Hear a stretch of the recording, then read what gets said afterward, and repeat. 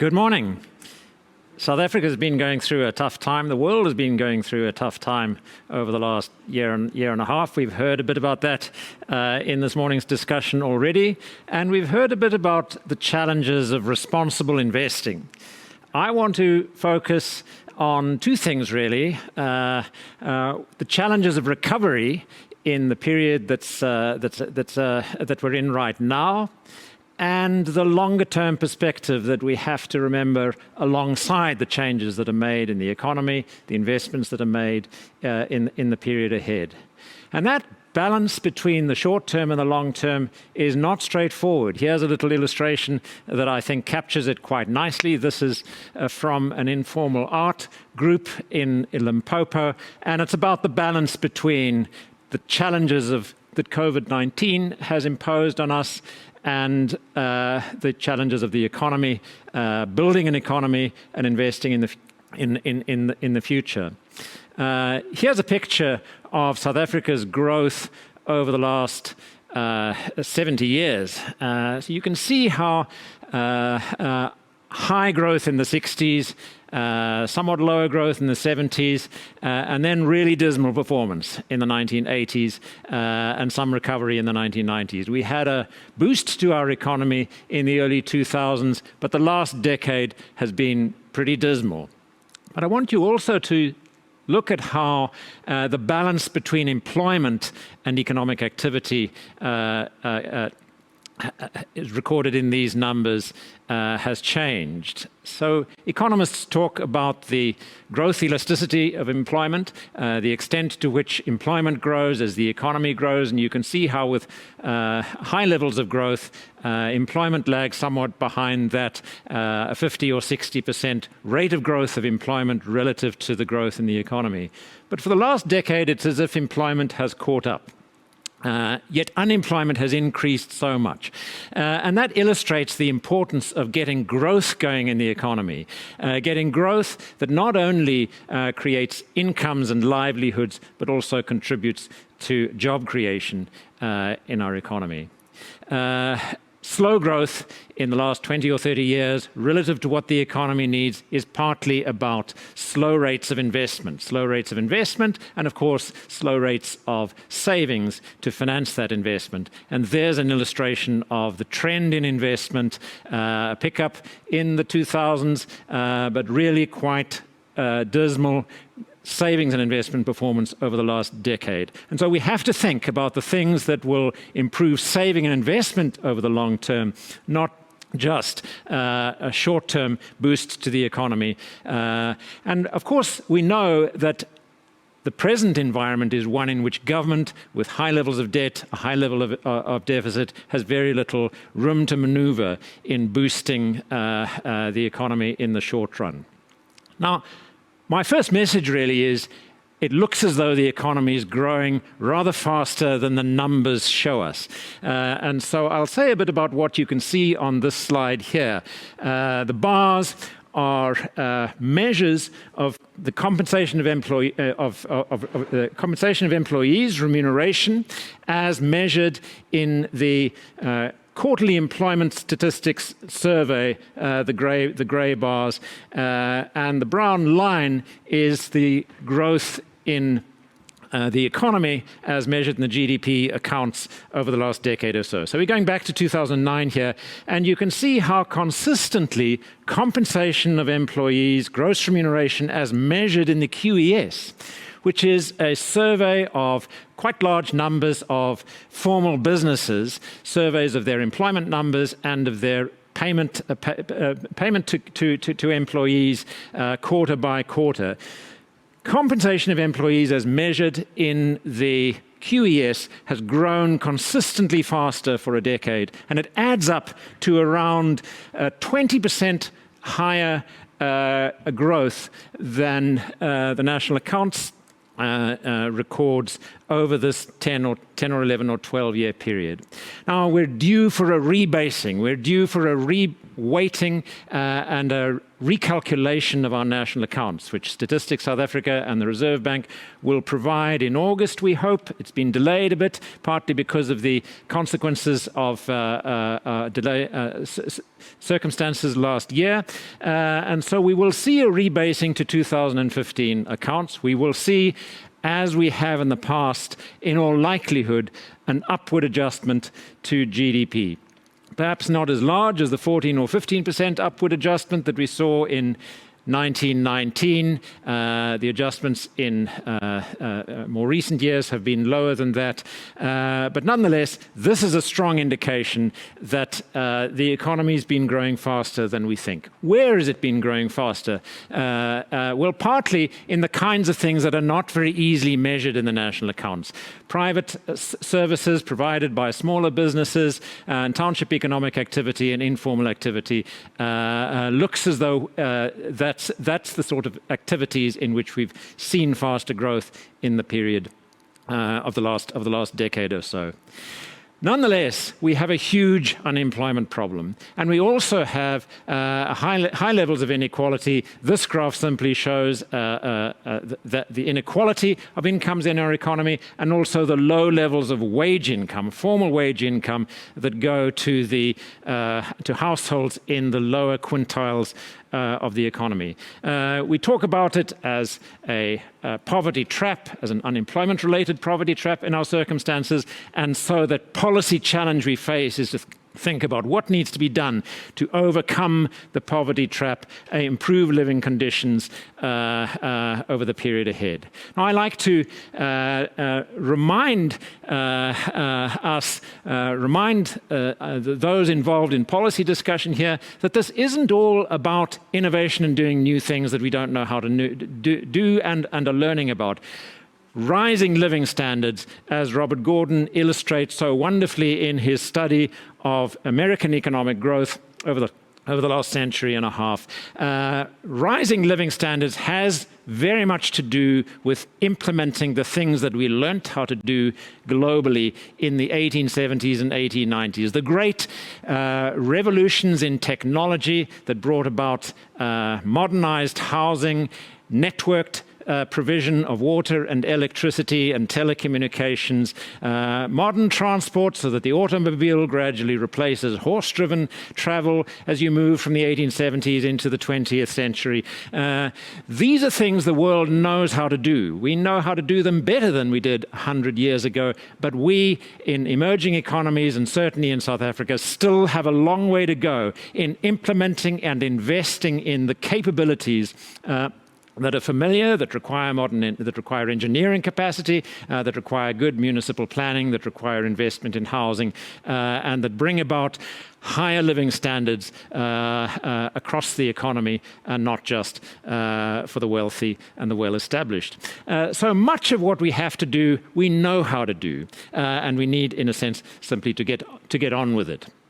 There's a picture of how unemployment increased during this decade of slow growth after the recession, 2008, 2009. And of course, the unemployment rate and the pressure on low-income households became considerably more severe following the pandemic in the second quarter, from the second quarter of 2020. So there's a measure. Job losses, we know, are concentrated in lower income levels, about a 14% decline in employment in the quarter immediately following the pandemic and lockdowns globally and in our own economy, and about a 60 billion rand loss of earnings across the economy in the second quarter of last year.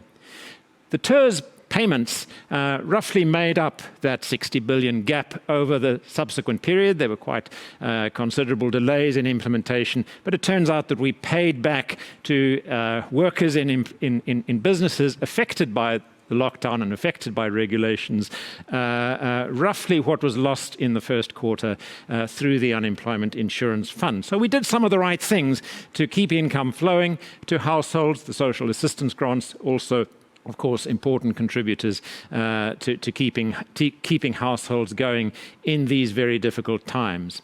But we've also got to rebuild for the future. And so it's helpful to look at how the recovery has played out sector by sector in the economy. So that number from a moment ago, about a 14% loss in employment in the second quarter of last year. By the end of the year, some recovery in employment. About a third of those lost jobs, according to the quarterly labour force statistics, recovered. But the economy recovered much better than that. So we've had a kind of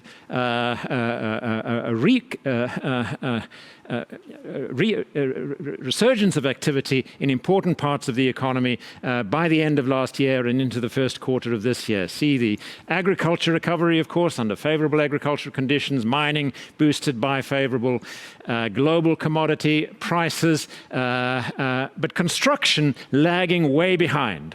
And I think in important ways this has been the major economic policy failure of the last year.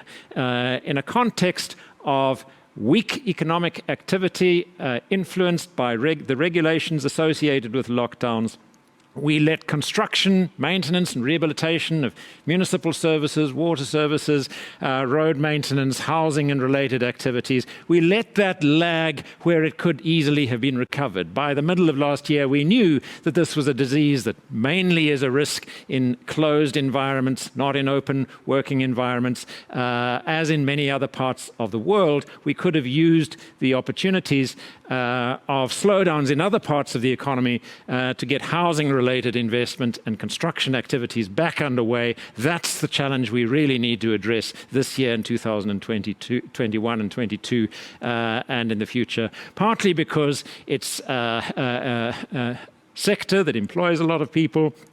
It employs comparatively low-skilled people in good numbers, but it is so fundamental to addressing that long-run rising living standards challenge that Robert Gordon talks about in US economic growth. That's about living standards in the residential environment and particularly associated with urban development. Of course, there are lags still in hotels and restaurants. The airlines are not operating, so transport and communications not fully back operating yet. But for the economy as a whole, by the first quarter of this year, we're up to 97% of economic activity as measured in the first quarter of 2020.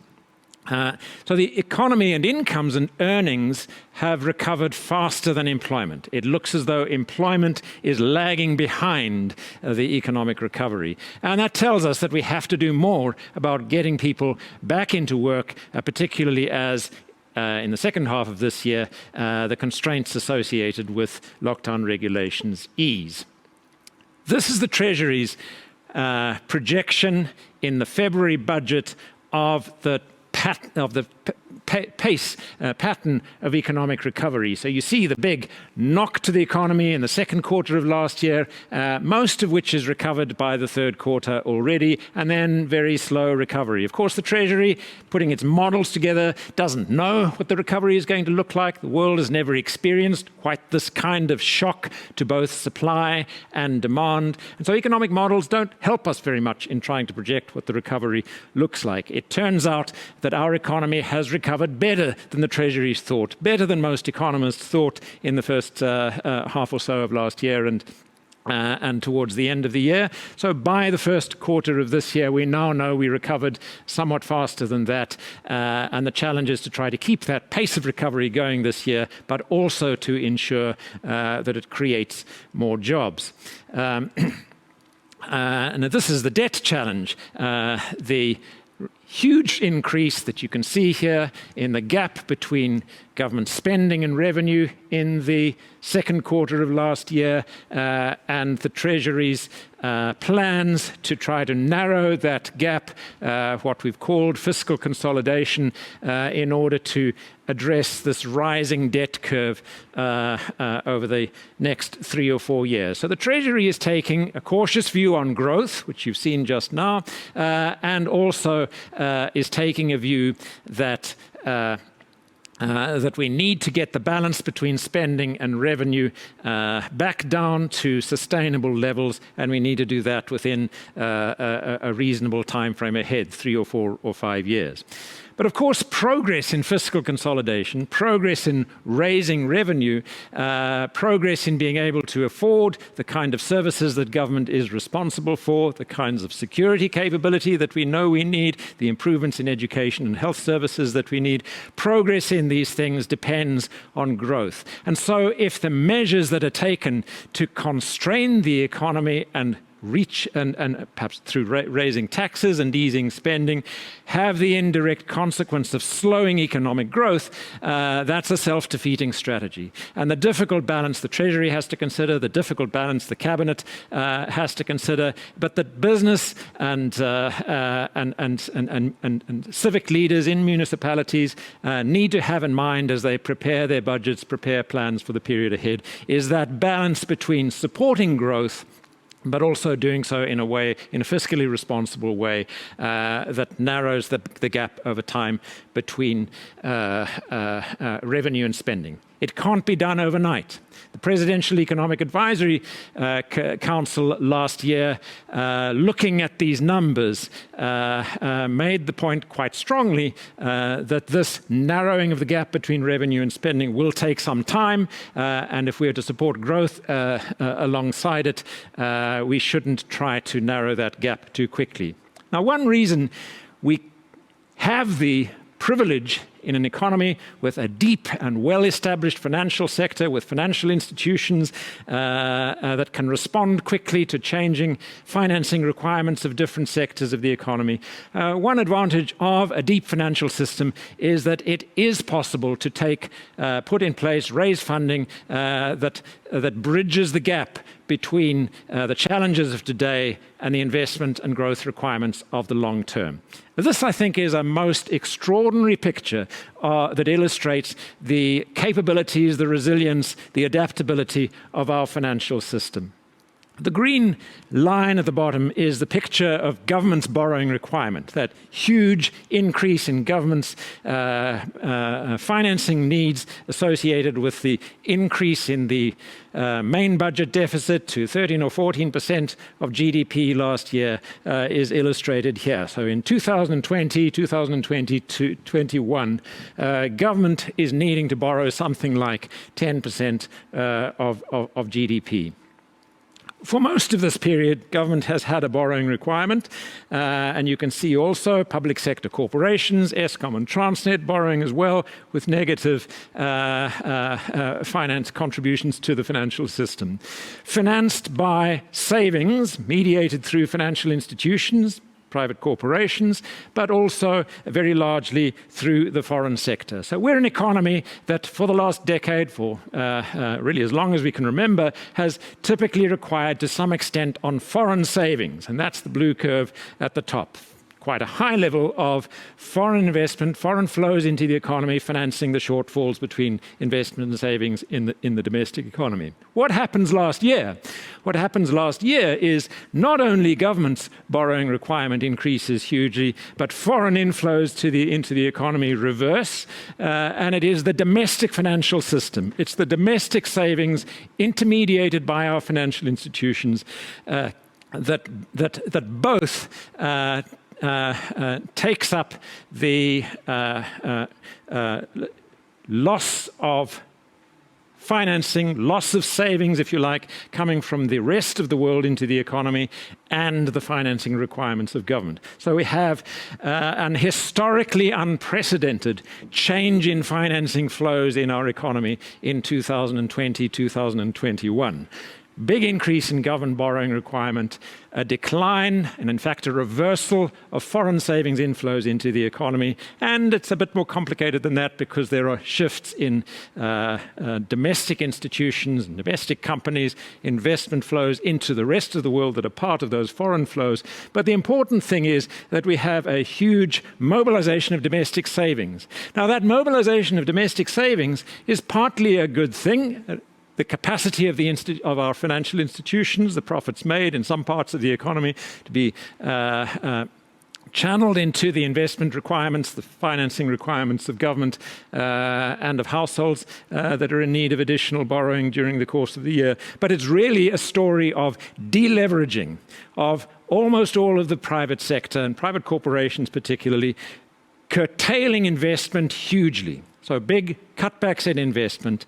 Also, as it happens, an historically unprecedented level of destocking of inventories in the business sector. Cutbacks on imports, partly because imports just couldn't be sourced.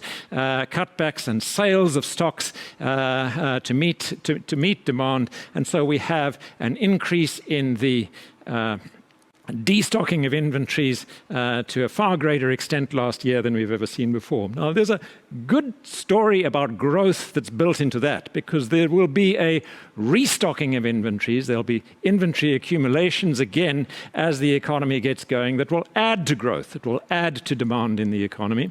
But the loss of investment, the deleveraging that was achieved through cutting back on investment spending by the private sector, of course, is not good for growth. The challenge for the period ahead is to reverse this curve back again. Government will do its part in reducing the fiscal borrowing requirement over the next 2 to 3 to 4 to 5 years. Private sector investment needs to pick up, and private sector investment needs to pick up very, very strongly. That will also bring in foreign savings to some extent, and so we'll see a reversal to the normal pattern of financing of our long-term growth, which includes an important contribution of the foreign sector, of foreign investment to growth in our economy. That's what we need to see over the period ahead. Now, here's a summary. It's a rather complicated picture of the plan for recovery and reconstruction that the presidency tabled in October last year. You can see it has several elements to it. I'm not going to try to talk through all of them. It highlights the importance of a macroeconomic framework, fiscal policy that is sustainable. It highlights the importance of infrastructure investment. Importantly, it also includes strong short-term contributions to employment.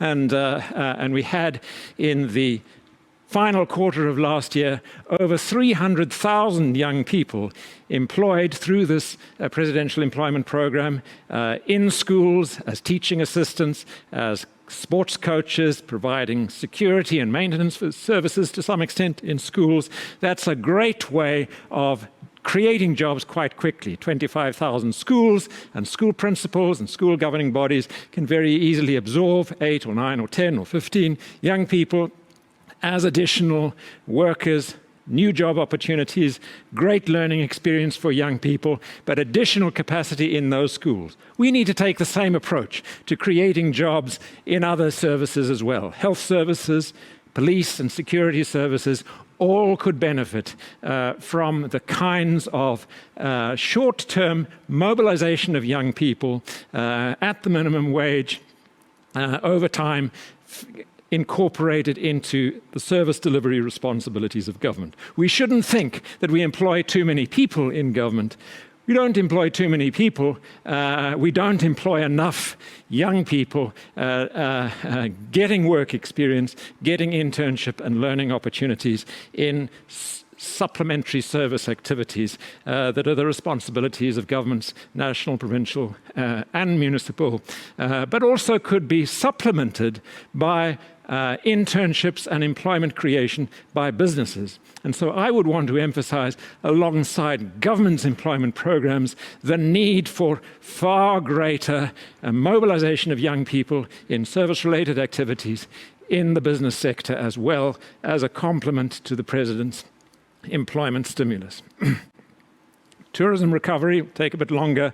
Getting back into the place that we surely should occupy as a global destination of choice in tourism will take us into next year. But of course, we need to prepare the groundwork for that as well. Now, I want to finish up with just a few points about the things that I would emphasize taking some of the ideas in the President's reconstruction and recovery strategy, taking some of the themes that have been emphasized in the Minister of Finance's budget speeches in recent years, taking some of the themes that business leaders and union leaders, organized labor, have brought into our policy discussions over the last few years, thinking about that balance between the challenges of long-term growth, employment of young people, more inclusive economic development and recovery from the consequences of the shutdowns to supply, the shutdowns to demand, and the unrest that we've seen in recent times in our economy. Private sector investment has to lead the recovery. That follows in part from the circumstances that the fiscal authorities find themselves in now. High levels of debt and a large gap between revenue and spending. The main stimulus to additional spending in the economy has got to come from the private sector. But there are a lot of policy changes, and adaptations even to the fiscal and tax and spending environment that can facilitate that. Housing is a good example of that. So I emphasize how budget reforms, policy changes can contribute to an environment for stronger business investment. Urban development tax incentive is a great measure that encourages businesses to rebuild and improve and rehabilitate urban housing stock. It could be extended. It should be applied in far more towns than it currently is. It's largely limited to narrowly defined spaces in our metropolitan municipalities at present. The urban development tax incentive is a great way of complementing, through comparatively low-cost fiscal measures, the investments that the private sector can make. Housing investment clearly also can't just rely on government housing spending. It needs to mobilize private finance. It needs to mobilize private finance in ways that meet what we call the gap market between those who qualify for low-income government-provided housing and the established urban residential markets. We need changes in municipal infrastructure spending to complement housing investment. We clearly need to have plans in place in all our cities, in all our municipalities, for narrowing the gap, leveling the playing field between suburbs and townships, between city centres and the places where people live.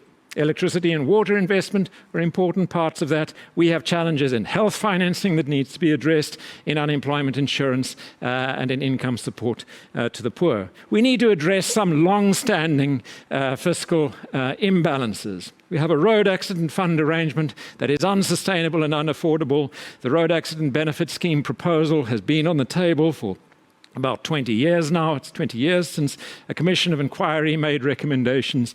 But Parliament last year referred back the legislation that was under consideration that would at least partly address this deep unfunded liability that in the end is a kind of millstone around the neck of the finance ministry. That has to be addressed, and we need to deal with the challenges that led that draft legislation to be terminated last year. But all of this is about one central theme that I want to conclude with, which is about that balance between short-term recovery and long-term investment again. It's about mobilizing low-cost patient capital. It's a job that clearly belongs in the financial sector. It's a capability that we have enormous advantages over many other emerging economies in, because we have such well-established financial institutions, such an impressive capacity to mobilize finance, make the right decisions, manage finance capital, and monitor its investment over time through our financial institutions, banks and others. But it does require patient capital. It's not going to be achieved if everybody tries to earn returns in the short term that outperform market performance by several orders of magnitude. It means having a realistic view on the long-term return to capital. It also means a monetary policy and a role of the central bank that contributes to keeping the cost of long-term finance low. We've had monetary policy responses to the context of the pandemic in the last year that have brought short-term interest rates down, but have not yet brought our long-term borrowing rates down to levels consistent with lower inflation and with the need for affordable finance to meet the challenges of urban development, housing, building new infrastructure, modernizing industry, and creating job opportunities for all over the long term. That's not just a job of the finance ministry. It's not just a job of business leaders. It's a job that all of us can contribute to locally, through small businesses, large businesses, and our financial institutions. And I think it's a job that will help us overcome the social stresses, the social fears that perhaps have dominated headlines in the last week or two. Thank you.